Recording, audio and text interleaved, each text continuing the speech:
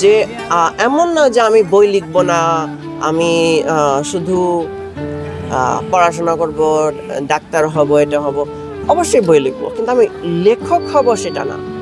যে আমি প্রত্যেক অ্যামাউন্ট অফ টাইমের মধ্যে আমি একটা বই লিখবো, আমি একটা সিরিজের মতন বানাবো, ওইরকম কিছু না। হয়তোবা আমি কয়েকটা বই লিখবো, হয়তোবা না, আমি লিখতে চাই, আমার লিখতে মজা লাগে, কিন্তু আমি একদম লিটারেচারের মধ্যে ঢুকে যাব, লেখক হয়ে যাব, ওইটা আসলে খুব বেশি না। হুমায়ুন আহমেদ শুধু চেয়েছিলেন যে বাংলাদেশের মাটিতে যে কয় রকমের গাছ হয়, প্রতিটি গাছ, ঔষধি গাছ সহ, ঔষধি গাছের তো একটা আলাদা উনি বাগানই করেছেন, যে কয় পদের গাছ, যে কয় প্রজাতির গাছ বাংলাদেশের মাটিতে হওয়া সম্ভব, সেটা যেখান থেকে হোক, যদি সম্ভব নাও হয় উনি আনার চেষ্টা করেছেন যে দেখি না হয় কিনা বাংলার মাটিতে। সেই জিনিসটা, সেই ধারাবাহিকতাটা আছে। প্রত্যেক বছর এখানে মানে ৩০০-র অধিক গাছ লাগানো হয়, মানে ৩৬৫ দিন। তো আমি সেই অর্থে একটা হিসাব করলাম যে আমরা সারা বছর জুড়ে আমরা গাছ লাগাই। এবং কাল রাতে আমি এসে সবার আগে আমি আসলে মানে জাস্ট ২ মাস আগে যে গাছগুলো লাগিয়েছি সেই গাছগুলো বেড়ে ওঠা দেখেছি। আমি এইটুকু শিখেছি হুমায়ুন আহমেদের কাছে যে শুধু মানুষকে না, আসলে প্রকৃতিকে কীভাবে ভালোবাসতে হয়।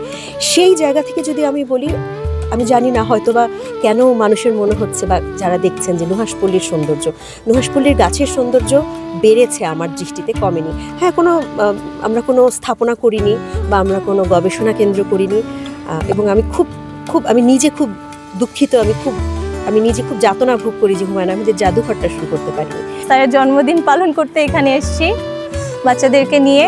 আমরা এখানে এসে স্যারের কবর জিয়ারত করেছি, বাচ্চারা চারিদিকটা ঘুরে দেখছে, তার মূর্তিগুলো, সব কিছু।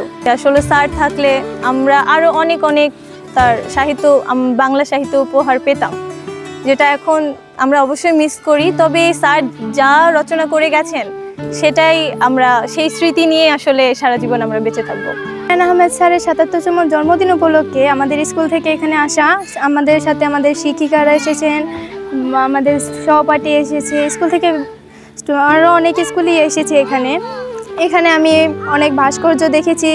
আমার দেখা নেই এরকম অনেক গাছ বিষয়ে আমি জেনেছি, তারপরে তার কবরেতে জিয়ারত করেছি। এখানে এসে আমি খুব আনন্দিত, কারণ আমি এখানে এসে বিভিন্ন কিছু জানতে পেরেছি যা আমি জানতাম না, তাও আমি আজকে জানতে পেরেছি। এখানে আসার মূল কারণ হচ্ছে আজকে হুমায়ুন আহমেদ স্যারের জন্মদিন, ৭৭তম জন্মদিন, আর আমি তার খুব বড় ভক্ত। তো এই ভক্ত হিসেবেই তার জন্মদিন উদযাপন করতে এখানে আসা।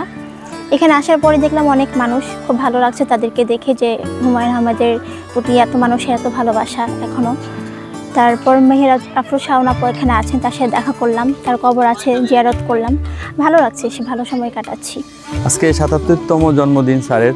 স্যার বেঁচে থাকলে ওনার বয়স আজকে ৭৭ হয়তো আমরা খুবই উৎফুল্ল থাকতাম।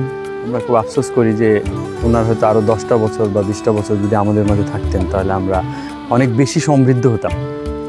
যে আমাদের মধ্যে এরকম একজন হুমায়ুন আহমেদ থাকলে আমরা জাতি হিসাবে আরও বেশি সমৃদ্ধ হতাম। তা আমরা খুব দুর্ভাগা জাতি যে আমাদের অনেক ঐতিহ্য আমাদের কাছ থেকে আস্তে আস্তে হারিয়ে যাচ্ছে। হ্যাঁ।